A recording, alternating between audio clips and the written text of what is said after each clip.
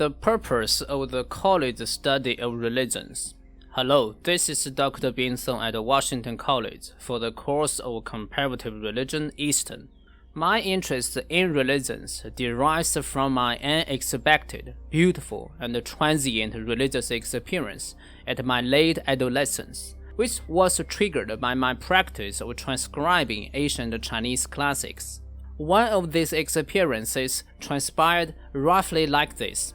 After I spent some hours in the morning transcribing ancient Chinese Zen Buddhist texts, I walked outside of the library and stepped onto a trail in the university's campus to stretch myself and breathe some fresh air. There is a small pond in front of me, and the weather was nice, some green trees and colorful flowers flourishing beside the trail. Suddenly there was a feeling of joy, lightness, and transparency which pervaded my entire body. I felt my entire consciousness was connected to everything in my surroundings, and the only language I could use to describe that feeling to my friends at that time was like this. Ordinarily, joy derives from the fulfillment of some goal to fulfill. The acquisition of it needs time, and is based upon efforts. However, at that moment, I felt joyful just because I am there. In other words, no external things needed to grasp in order to achieve that sort of joy. Because of the joy, I also felt at a deep ease with myself. It seems that my life was already good, no matter what happened to the outside world. I had other religious experiences because of other types of practices, but regarding the influence, this first one just described was still the cream of the crop. As mentioned, the experience was transformative, yet extremely transient. Because of its transient nature, I was extremely perplexed by two things. First, what is the experience about? Apart from a purely subjective feeling, does the experience refer to anything that is beyond my feeling? In other words, I was struggled to articulate the meaning of the experience. Second, if the experience is so beautiful and makes me that joyful, why is it so transient? How should I deal with the gap between this ecstatic bliss and the mundaneness of other everyday moments of my life? In other words, practically, I was struggling with how to maintain that sort of blissful religious experience.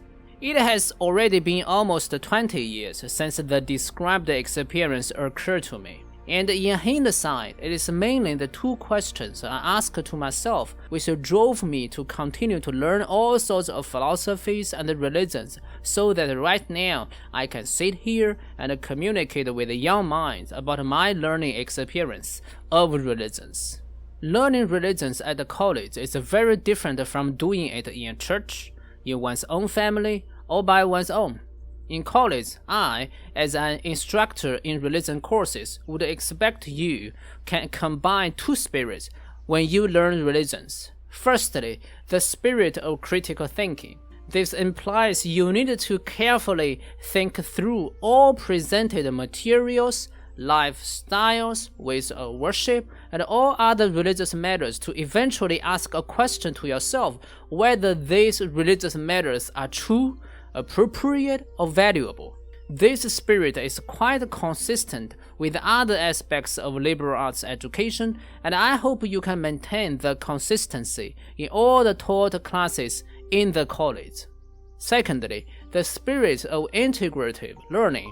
It implies that you can incorporate what you judge as valuable of those religious matters into your daily life so as to eventually transform your spirituality and personhood for the sake of living a good human life and continual human flourishing. In comparison, the second spirit is more challenging than the first, since it requires more than thinking.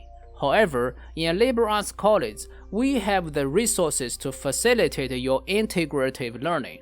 Through regularly participating in the class, and in particular finishing those immersive exercises and assignments that I designed for the course, I hope you can get the best of liberal arts learning of religion in this semester. Using more details, I hope you can pay attention to 3 aspects of religion that we all learn during the course.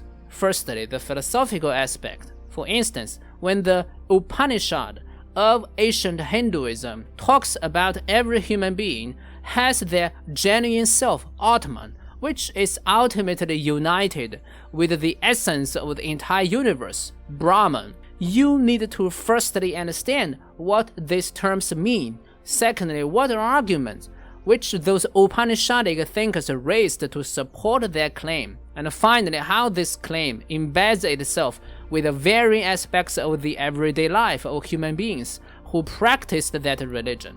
Similar questions can surely be asked regarding other similar claims of other religions. Secondly, the social aspect. One fascinating feature of all existing world religions is that they are deeply social phenomena, and religions are vastly different from each other regarding their ways of organizing affiliates to live an ideal religious life. For instance, the emphasis upon the lineage of religious authenticity is very strong in Buddhism. Some sects in Buddhism were very proud of their uninterrupted lineage of transmission of wisdom directly from the person of the Buddha. However, despite having temples and priests, Hinduism tends to be very loose regarding its social organization, with no central authority, no single set of doctrines, nor any central religious leader. More impressively, the Confucian tradition. Another name is the Ru tradition or Ruism, which we will learn in details later. So the Ru tradition does not have any priesthood or monastery system to sustain its religious status in ancient China.